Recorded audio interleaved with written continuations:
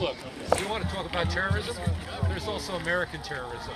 You know, the fellow who blew up the Murrah building in Oklahoma City, born and bred here in the United States.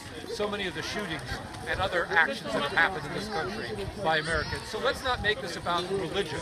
We've seen what happens when a national policy is about one religion, and there's a terrible history in this world about what happened in Europe in the mid of the 19th century.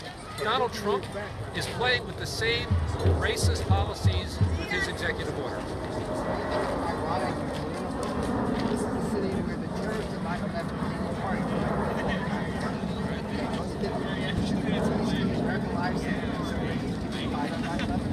I think we ought to give Americans, and we ought to give all religions, and we ought to live up to our national motto. You know, you're making the assumption that because somebody's Muslim, they're a terrorist.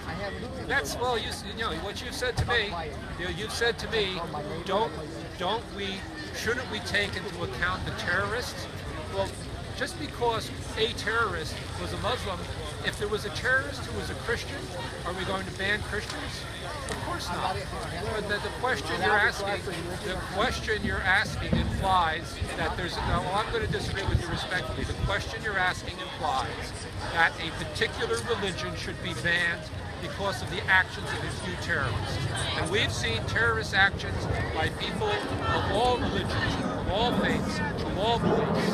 And to single one out is vicious, is racist, and un-American.